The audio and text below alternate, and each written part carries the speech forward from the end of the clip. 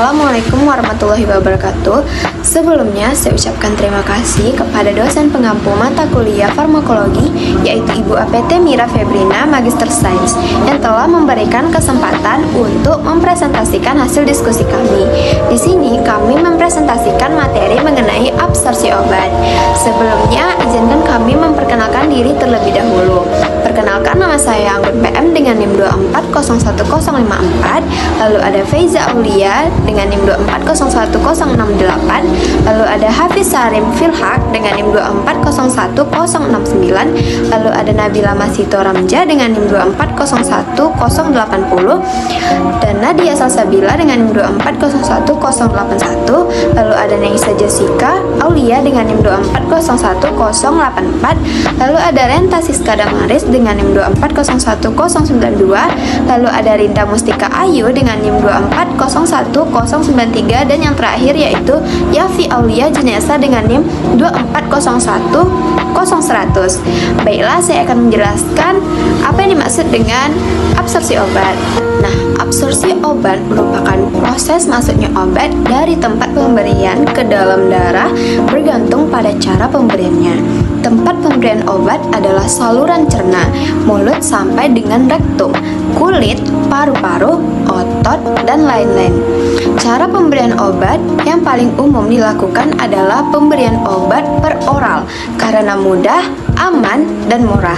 Dengan cara ini, tempat absorpsi utama adalah usus halus karena memiliki permukaan absorpsi yang sangat luas.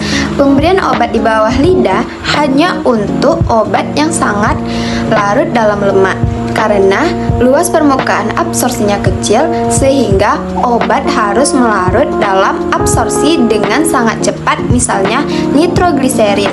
Pada pemberian obat melalui rektal, misalnya untuk pasien yang tidak sadar atau muntah, hanya 50% darah dari rektum yang melalui vena porta, sedangkan eliminasi lintas pertama oleh hati juga hanya 50%. Absorpsi sebagian besar obat secara difusi pasif, maka sebagai barier absorpsi adalah membran sel epitel saluran cerna. Agar dapat melintas membran sel tersebut, molekul obat harus mempunyai kelarutan lemak setelah terlebih dahulu larut dalam air. Selanjutnya yaitu mekanisme absorpsi. Mekanisme absorpsi yang pertama difusi pasif, yaitu perpindahan zat tanpa memerlukan energi. Mereka mengikuti gradien konsentrasi. Yang kedua, difusi terfasilitasi, yaitu perpindahan zat dengan bantuan protein pembawa di membran sel. Yang ketiga, transport aktif, yaitu perpindahan zat melawan gradien konsentrasi dengan bantuan energi atau ATP. Yang keempat yaitu integrasi membran, yaitu proses masuknya zat melalui membran sel. Yang kelima ada pinositosis, fagositosis, persorpsi. Mekanisme sel melawan zat dalam bentuk cairan yang disebut pinositosis atau partikel besar, fagositosis, serta penyerapan zat pada permukaan mukosa atau persorpsi. Lalu yang keenam ada nilai pH dalam darah. pH darah memengaruhi tingkat absorpsi zat tertentu. Yang ketujuh, aliran darah organ. Semakin tinggi aliran darah, maka semakin cepat proses absorpsi terjadi. Absorpsi ini penting dalam berbagai proses biologis, termasuk penyerapan nutrisi dan obat dalam tubuh. Selanjutnya, rute absorpsi obat. Rute pemberian obat dipilih berdasarkan dari tujuan terapi obat itu sendiri. Maka dari itu, perlu mempertimbangkan masalah-masalah seperti berikut. Yang pertama, apakah kerja awal obat yang dikehendaki itu cepat bereaksi atau lambat? Yang kedua, tujuan terapi menghendaki efek lokal atau sistemik. Yang ketiga, stabilitas obat dalam lambung. Yang keempat, keamanan relatif dalam penggunaan melalui macam-macam rute. Mekanisme absorpsi obat dalam berbagai rute pemberian. Yang pertama, rute oral atau diminum. Rute ini paling sering digunakan karena paling nyaman dan biasanya yang paling aman dan tidak mahal. Untuk obat diberikan secara oral, penyerapan absorpsi bisa terjadi melalui mulut dan lambung. Namun, sebagian besar obat biasanya diserap di usus kecil. Contohnya seperti tablet, cairan, sirup, emulsi, kapsul, atau tablet kunyah. Selanjutnya yang kedua itu ada rute sublingual dan rute bukal. Beberapa obat ditempatkan di bawah lidah secara sublingual atau antara dua gusi dan gigi yaitu secara bukal. Obat ini tidak tertelan.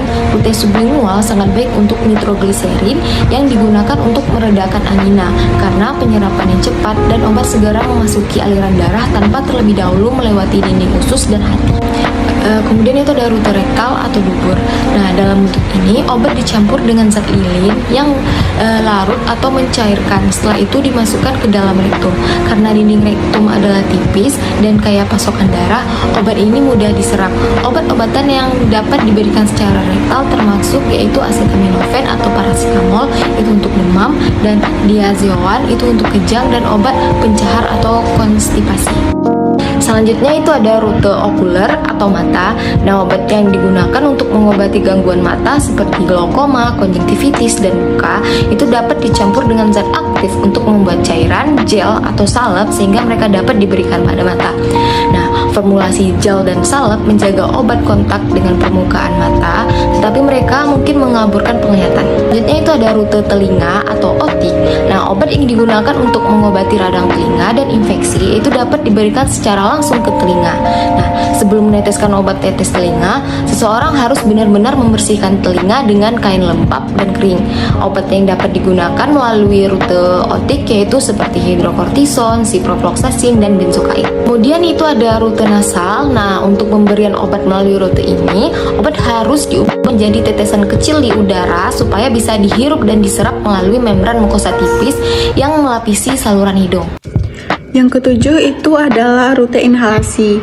Obat diberikan dengan inhalasi melalui mulut harus dikabutkan menjadi tetesan lebih kecil dibandingkan pada rute hidung, sehingga obat dapat melewati tenggorokan dan paru-paru.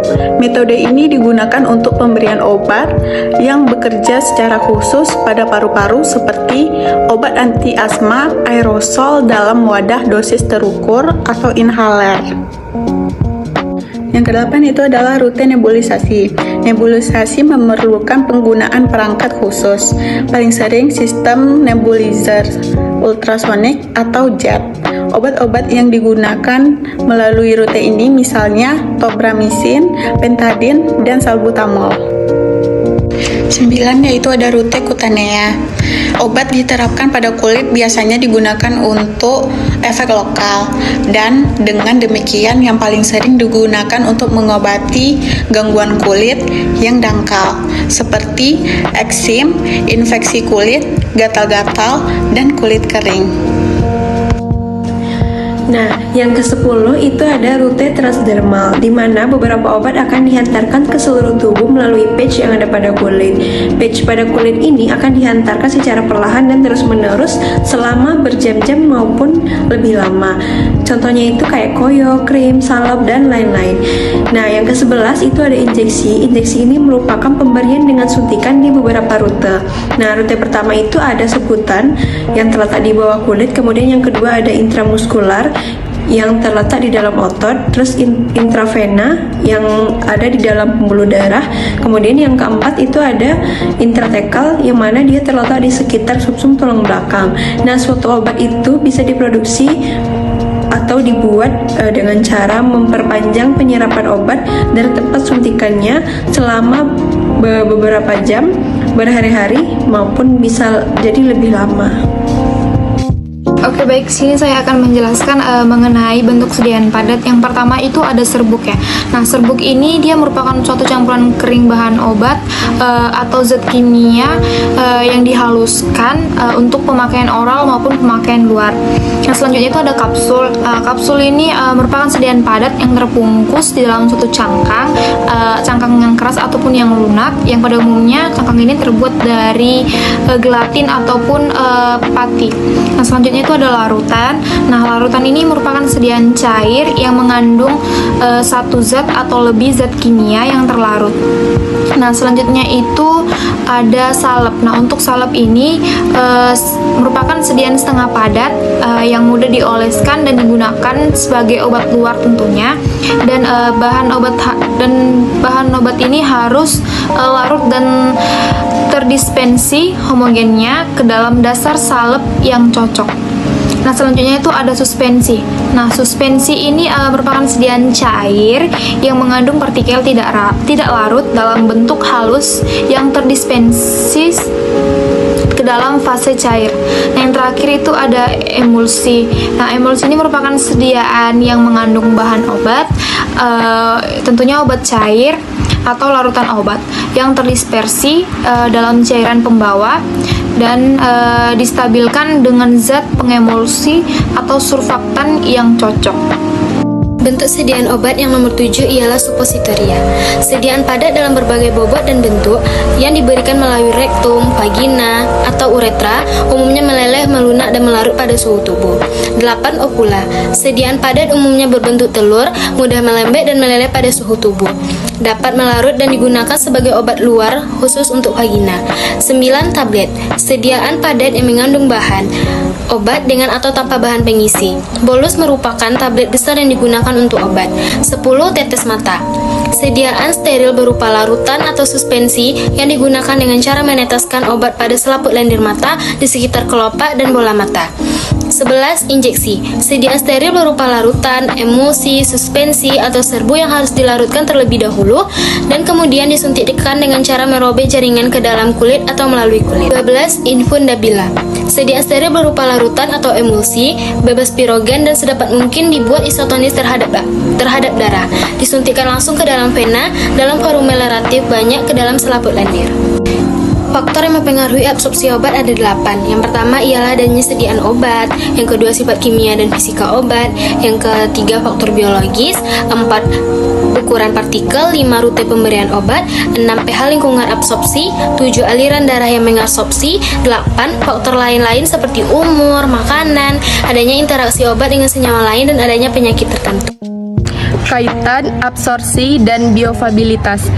Biofabilitas merupakan presentasi obat yang diabsorpsi tubuh dari sesuatu dosis yang diberikan dan tersedia untuk melakukan efek terapeutisnya. Kaitan absorpsi dengan biofabilitas adalah presentasi dan kecepatan zat aktif dalam suatu produk obat yang mencapai atau tersedia dalam sirkulasi sistem dalam bentuk utuh atau aktif setelah pemberian produk obat tersebut, diukur dari keadaan dalam darah terhadap waktu atau dari ekskresinya dalam urin. Baiklah, kesimpulan dari materi ini. Absorpsi adalah proses masuknya obat dari tempat pemberian ke dalam darah bergantung pada cara pemberiannya. Mekanisme absorpsi obat dapat meliputi antara lain seperti difusi pasif, transport aktif, difusi fasilator, pinositas, fagositosis, persorpsi, dan lain-lain. Faktor-faktor yang mempengaruhi kecepatan absorpsi obat adalah sediaan obat, ukuran partikel, sifat kimia dan fisika obat, faktor biologis, dan lain-lain. Terjadinya absorpsi obat antara lain seperti absorpsi obat melalui saluran cerna, mata, paru-paru, kulit, media pembawa, transport, dan lain-lain.